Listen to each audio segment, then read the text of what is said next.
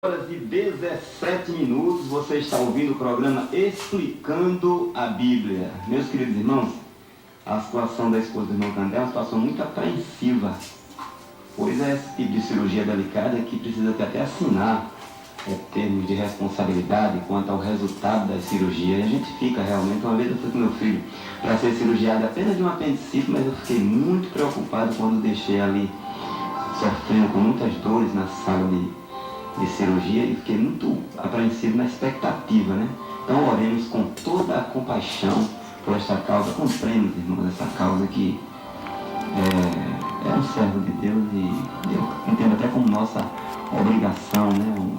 A obrigação do amor.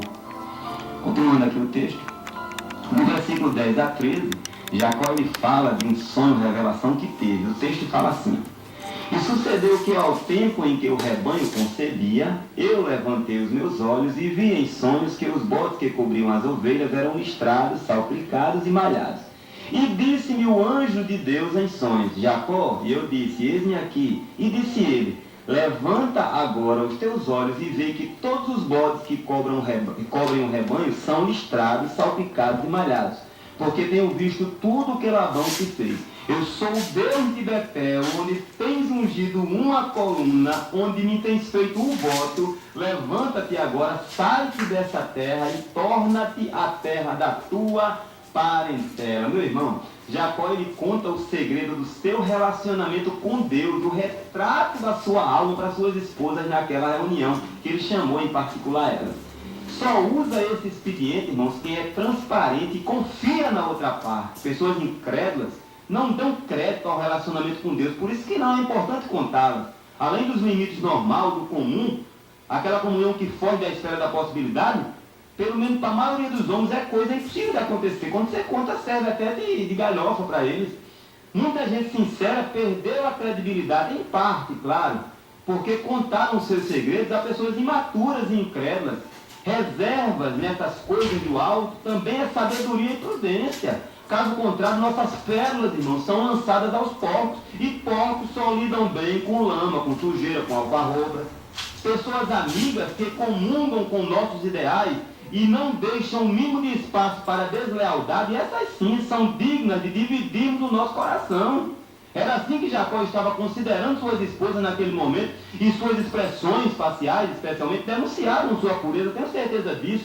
Coisa que não passa despercebido de ninguém. Só se quiser for idiota, não era o caso de Raquel e Léa. Elas se sentiam até prestigiadas, amigas, se sentiam amadas de fato.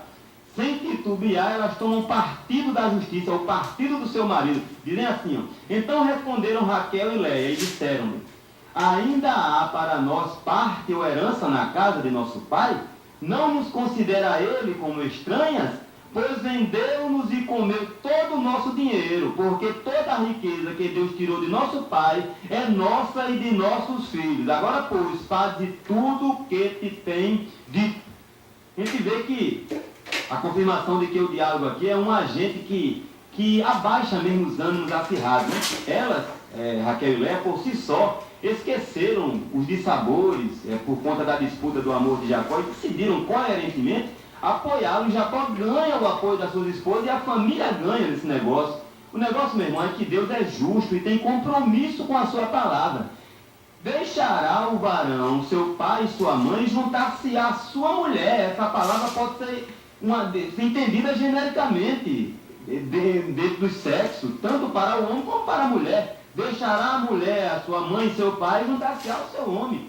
Quando Deus dirige o rumo do marido, ele também dá um coração disposto para a esposa, para ser uma com ele. O lar é a maior escola para o exercício da unidade, meu irmão. Elas não estavam em uma guerra tomando ali partido pelo exército inimigo do seu pai, não. Elas eram uma com o marido, pois elas viam as injustiças do pai. A gente vê uma história futura que Jonatas ele tomou a mesma atitude em favor de Davi. Se a gente olhar espiritualmente, verá que em ambos os casos, os filhos envolvidos estavam sendo a favor dos pais, acendendo uma luz para que eles vislumbrassem a justiça e o amor que estava cegando eles naquele momento, né?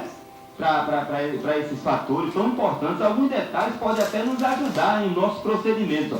Jacó ele chamou Raquel e Léa para fora, no campo, para que soubessem quais eram os seus planos, valorizando assim o requisito amizade. Não se reservou, mas abriu o seu coração, demonstrando confiança. Outra coisa, elas podiam até traí-lo e ele estaria frito nas mãos de Labão. Isso fez com que elas crescessem em autoestima e amor próprio, essa confiança que ele deu. Quem é amado ama. Quando ouvimos alguém sempre no negativismo, é sinal de carência de afeto. Esse nobre sentimento, o amor, ele é multiplicado a partir da porção que temos dele. Assim, tendo muito amor, distribuímos muito amor. Consequentemente, o amor em nós se multiplica tanto que a gente tem controle de dar sem limitações a quantos estiverem ao nosso lado e até distantes.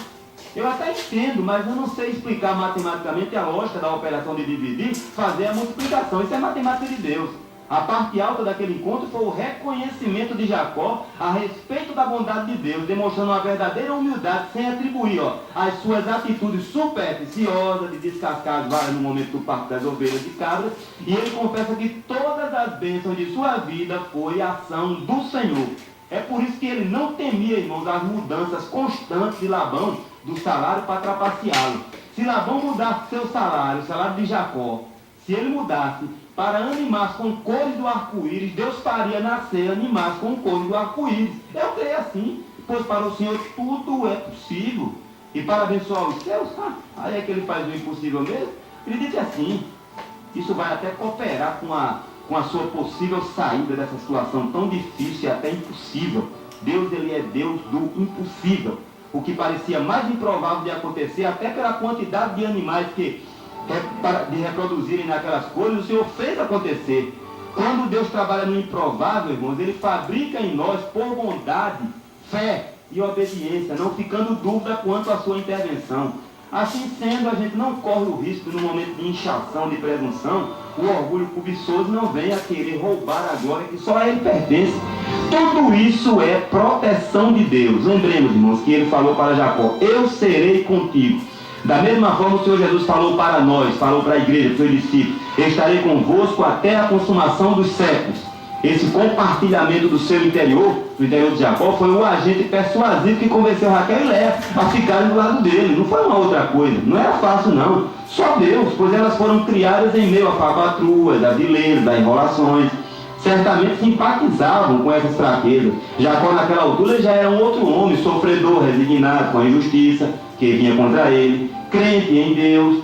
E dos versículos 17 e 18 dizem assim, então se levantou Jacó, pondo os seus filhos e as suas mulheres sobre os camelos, e levou todo o seu gado e toda a sua fazenda que havia adquirido, o gado que possuía, que alcançara em Padã Arã, para ir a Isaac, seu pai, à terra de Canaã. Claro que apesar de parecer que foi imediatamente após o diálogo que Jacó tomou a iniciativa de partir, cronologicamente devemos considerar a impossibilidade de ter ocorrido assim, né? A Bíblia não faz rodeio, por isso que vai bem direto.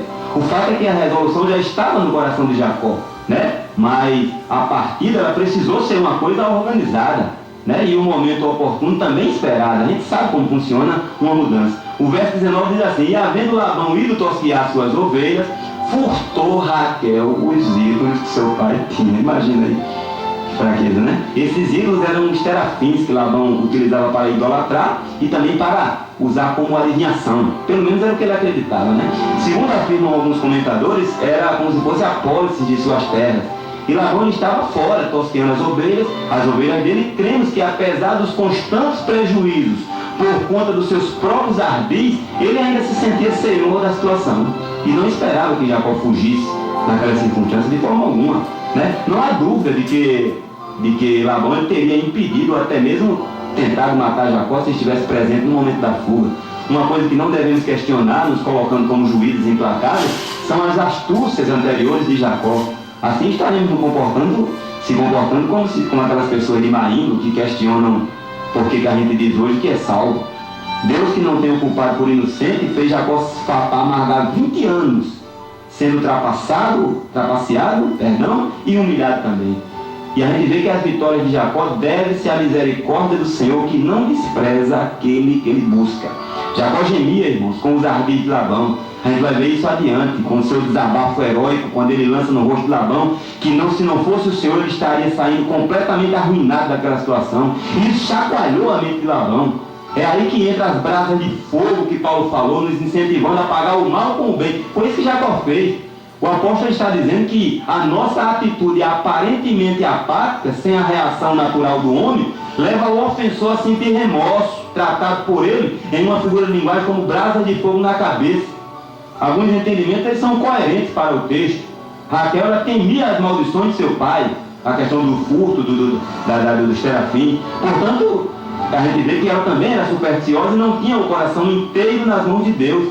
Uma coisa me fascina é o entendimento que Davi tinha da vontade de Deus. Quando ele morre, irmãos, e Salomão vai orar consagrando o templo, quando Davi morreu, Deus ela aparece a Salomão e o exorta que o servisse com inteireza de coração como Davi. De tantos percalços que Davi enfrentou, destaca o apedrejamento de Simei, quando seu próprio filho Absalão o expulsou do trono e queria matá-lo. Um dos generais até pediu a Davi autorização para extrair a cabeça de Simei, mas foi repreendido por Davi com a afirmação de que era Deus que estava fazendo aquilo com ele, lançando pedras, não Simei, dando uma lição assim, tanto no seu sobrinho, que era general do seu exército, também era um dos homens fortes do seu exército, né? E também dizendo que quem colhe planta. Ele tinha consciência plena do que havia feito com Urias. Raquel ela precisava entender o caminho da entrega total, sem reserva, a inteireza mesmo. Por outro lado, ela podia estar roubando também os ídolos, pois confiava na proteção dos ídolos, não nas maldições do pai. Ela não tinha segurança que o Senhor estava com Jacó, consequentemente, com toda a família que ela fazia parte, né? Certa vez, em visita ao pastor Souza, nosso querido amigo que foi diretor do CIAG, em uma ocasião que ele estava se convalescendo de uma cirurgia, eu fui entregar um material para ele, e naquela conversa eu contei um sonho que tive, onde eu era perseguido para ser morto no sonho, né? E ficava num beco sem saída, já entregue, e os perseguidores eles atiravam com armas de fogo dezenas de vezes, inclusive com metralhadoras, mas nenhum daqueles projéteis ele me atingia no sonho. Naquele momento eu falei para o pastor Souza que entendi que o Senhor estava comigo em meio a qualquer oposição, por mais ferrenha que fosse. Olha, meu irmão, o pastor Souza falou na hora: irmão Gilvan, Jesus prometeu estar conosco em todo tempo, basta a gente ser discípulo dele. Sabe o que é ser discípulo, meu irmão? É pisar nas pisadas do seu mestre. O rastro está lá, vai pisando em cima, na mesma marca. Isso só é possível a partir do momento em que eu decido me dedicar com exclusividade a minha vida a ele e a sua obra. Isso é entregar a vida ao Senhor de fato. Ouça, irmão, essa palavra em nome de Jesus. Vamos ouvir mais um hino, vamos ouvir com a irmã Eunice Ferreira o hino Confia Mais, às 13h19.